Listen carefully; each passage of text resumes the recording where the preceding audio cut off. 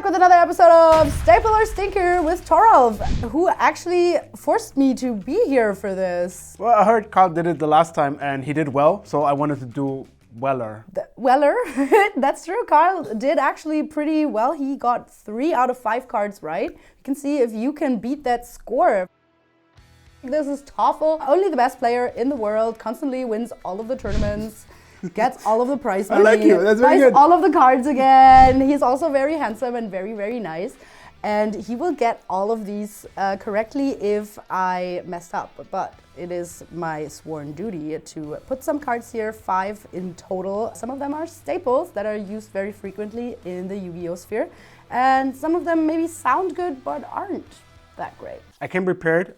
I remember there are big numbers in Yu-Gi-Oh, so I brought a tool so I can calculate what it does. So if you see, like here, this is my 8,000 life points. Mm-hmm.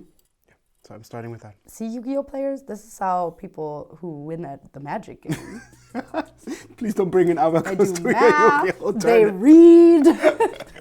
All right, Shuffle, are you ready? Are you Yes. feeling hype? All right, you may start over here. We're working our way through here. Card number 1, Abyss Dweller. It's a sea serpent XYZ effect. 2 level 4 monsters. Is that like a 2 plus 2 is 4 thing? It's XYZ.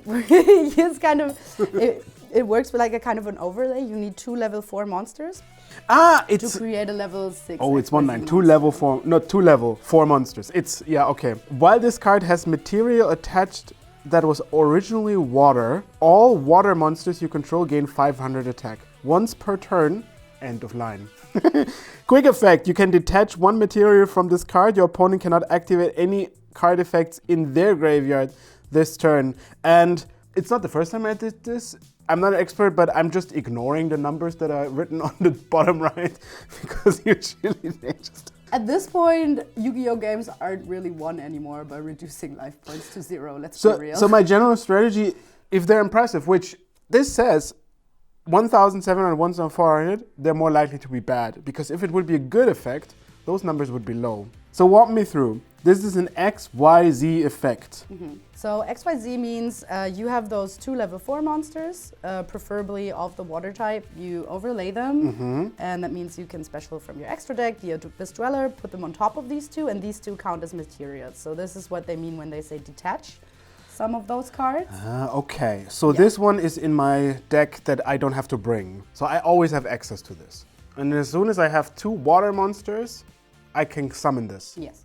Which is not my normal summon. No, that would be a special summon. Yeah, I know terms. And then once per turn, quick effect, you can detach a material, and it needs to be water, right? Or it can be anything. If it is water. So if I have a water and a fire monster attached to this card, they still get 500 attack. Yeah. Because when this card has material attached to it with what's originally water, then all water monsters. It doesn't matter about the second one. Yeah, exactly. And yeah. You know that very precisely, as if this comes up sometimes. If this would be a bad card, then that like wouldn't that, come like up. that. But you didn't even have to think about it. I mean, she's a professional, but... I mean, it's not that hard of an effect, right? You get more attack. Wow, excuse me, young lady? Okay. You are excused. I realized the graveyard in Yu-Gi-Oh! Is basically your second hand. It is. And saying that More often than not, it is. your opponent cannot activate any card effects from their graveyard this turn is basically they can't do anything. Like, who plays with their 5 cards in hand? Yeah. Normally. I say, all of this sounds sublime. And I say, this card is a staple. Well, Thoralf, that is correct. Woo! Actually, this card has been a problem for 7 years now. This card is very annoying. This card ruins lives, and it's not like no one really cares about the attack thingy. But it's still just there. Like you can still play it. You can't do anything in your graveyard. Well, okay, then that means I do not have access to at least half of the combo. And you finish quickly, right? Because all of your monsters gain 500 attack. And also, it's not that bad in, but So wait, usually this people also don't gets necessarily- 500 attack, right? Yes. So this one is naturally a 2,200. All right. Yeah, it's not that bad for 2 level 4s, which is like rather like one of the more frequent numbers. So what this could be is you just throw it into any deck in your side deck and you just have access to it if your opponent plays a graveyard deck. Yes. which is all of them because everybody. Which at some point will come up, yeah. All right, cool. Absolutely. Yeah. So yeah, this card has been around for a long time. It finally got banned in April of this year. Wow. Good for me. There you go, next one. All right, number 2. Yes. Battle Fader. It has 1 star and attack 0, defense 0. See? This is what I meant. Doesn't do anything. Doesn't mean anything. Already up to a good start. It's a fiend effect. When an opponent's monster declares a direct attack, you can special summon this card from your hand, end the battle phase, and then summon this way banishes when it leaves. So basically, your opponent can skip 1 complete battle phase. Yes, if you play this card, he has to. Direct is me. Yeah. You doink me. Yes. Okay. Just directly to your life points. And you can special summon this card from your hand at the end the battle phase, but that would end all of the battle phase. Yes. It's like, do you know Who Wants to Be a Millionaire? Yeah. It's like, I know already the answer, and I can tell you why it's the answer. Oh, all right. In Magic, there are cards that are very, very good if your opponent is literally a fish. Okay. Problem Magic, most of the time, I don't know if it's Yu-Gi-Oh, but most of the time your opponent is not indeed a fish. I was gonna say, like, do you guys battle with fishes a lot? No. It would be much easier, but also very weird. Like, so you could argue, you have monsters, right? And your opponent attacks you. They say, ha! You can't attack my monsters also. But if everybody knows this card is existing, they just attack your monster first. And then you, which makes this card... You have, in Yu-Gi-Oh! You cannot attack directly if there is monsters on the field. Even if they're in any position? Yes. That's why defense position means you do not take damage. Okay, that's bad. Also, I've realized my abacus does not have a 0 on it, which is problematic. I think I in order to solve this one, I have to upgrade. Okay. So sure. abacus, you did well. But now now, we're going to my pocket calculator. well, what is happening? I think it's like from the 80s, but yes, Thoralf, time machine time. Yes, call someone. This is if it is millionaire time. This is your phone joker. it does say on and off. Off. Girl, can you? On again. Very good. My intuition tells me this card is bad. And I'm gonna stick with it. Can you? Why? Wait, let me. Oh. Just direct attacking doesn't really happen. It needs to be in your hand. So you have to use it from your hand, which is already then bad in your hand because you're not stopping your opponent doing what they want to do. And I think the attacking part is just the final straw. But then again, if it's, who wins without attacking? Nobody. And then it just ends battle phase. And you're, lady, you convinced me. I say this card is actually good. This is basically a time stop of your opponent skips the winning part of their turn. You do get a free. All right, you convinced me. I say this is also a staple. Final answer. All right. Well, is Battle Fader a staple? No.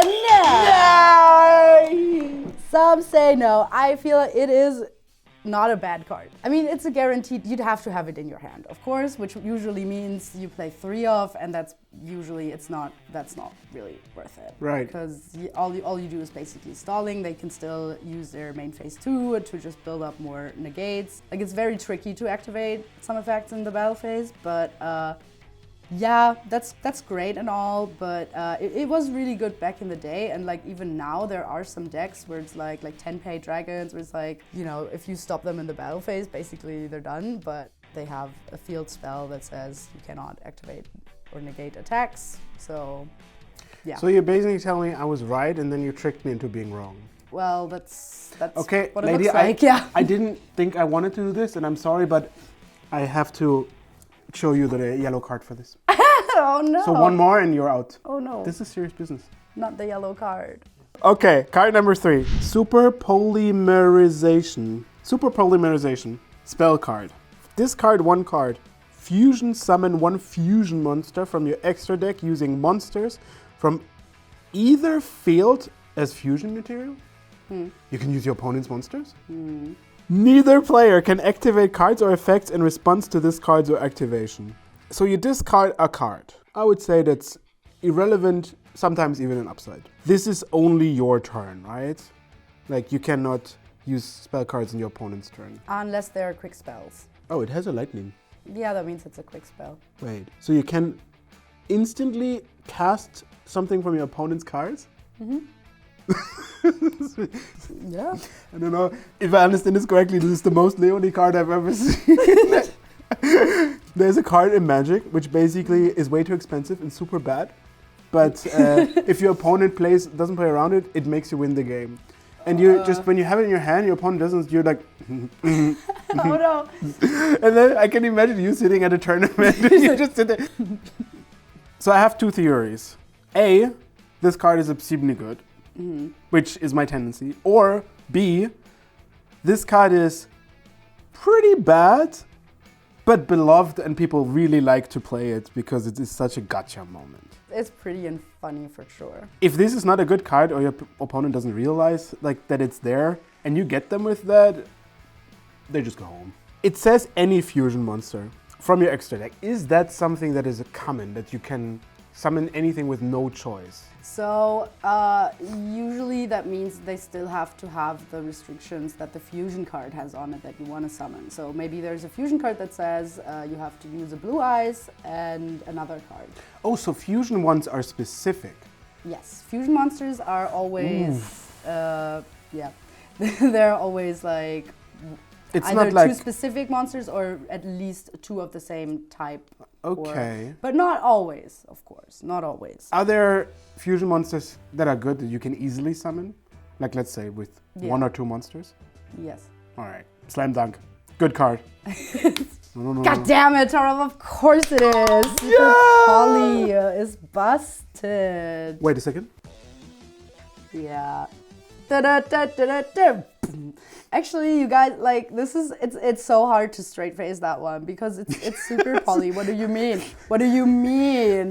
So I understand this correctly, your opponent does all the things and then eventually you go, I can't take it anymore. I just summon whatever big monster you have. Yeah. Is there something that like ends the away. turn And or kills the hand or whatever? I don't know. Well, it certainly ruins my day for sure if my opponent plays it. Because, you know, I want my monsters to be on the field so I can summon my monsters. I do not want my monsters to be on the field so they can summon their monsters. And you're restricted because you can only summon one monster and then maybe some little extra. So if you calculate with that, then your opponent takes two of them away. And I mean, of course, you'd have to have materials in your extra deck, at least like maybe two fusion monsters that maybe fit the bill, right? Yeah. Of course, you would rather prefer that card in a fusion heavy deck, but not necessarily, because there are some fusion monsters that just say a light and a dark monster. And since those are like very commonly played types, it's very easy for you. It's very likely that your opponent plays a dark monster at some point, and then you'll just be like, oh yeah, cool.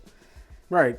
Makes sense. Love the card. I would play that myself. Right. Yeah, it's a really good card. Number 4. Okay. All right. I realized poker face. reading cards with those glasses are too easy. Wait, there's no. Oh yeah. Like you read like squares censored. of the cards. Yes. Yeah. So it's censored. This card's so good. It's censored. Longu, and then it says just the, but I couldn't read it. Okay. He just is. Longu just is. Oh, that's a hint. What's the second name of Longu? The orchestrator. Machine Link Effect. Already up to a good start. 3 things I don't know what they do. +2 effect monsters, including an Orcust monster. That's the link effect. That's who you need to sacrifice to summon this. The linked card cannot be destroyed by card effects. Good sentence.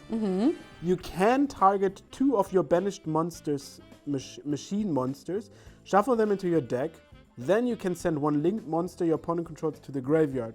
Also good effect. This card cannot attack the turn you activate this effect. Bad effect, but who cares about attacking, right? How does that work? Because that is a human being on that photo. And he needs to be summoned by monsters that you sacrifice. Okay, so in Yu-Gi-Oh! For link monsters, there's a specific kind of summoning type, and it's called link climbing. So what you do is, let's say you have 2 monsters, which means you can summon a link 2 monster with these monsters, because you have 2 and their number is 2. So now if you summon another monster, you still have 2 monsters on the field, but one of them is a link 2, so if you wanted to summon a link 3, you could use the link 2 and another monster to make 3. Did that make sense? Was that helping? The good part is I don't have to fully understand it, I just have to guess it. The good part is, me neither. It also only has an attack. Why does it only have an attack? Link monsters cannot place in defense. They always are in attack. Of course. Of course they are. It's in the name. I wasn't around when they invented links. I wasn't doing Yu-Gi-Oh! And then I came back and I also was staring at links the exact way that you did. And I feel like they can't be in defense mode. It's kind of like to compensate for them being like kind of too powerful. Although I feel like... Now I realized a different dimension. I didn't see it. It has like arrows. Yes. So you have to also have like spatial thinking of this? Yes. You do. You can. Are you building a puzzle? Well, you know, you're building an orchestra. You need to know where your instruments are sitting, right? Do people just sometimes there's like? Yeah. Doesn't fit. Well, luckily there's only like 2 link positions, but if you sacrifice or if a link monster gets destroyed and you kind of resummon it, you can put it anywhere. But this has 3. This is 3 links like that, yeah. I don't even know where to begin. So, it doesn't cost you anything to play this. You need to have 2 effect monsters, including an orchestra monster. Those need to be on your battlefield. Yes.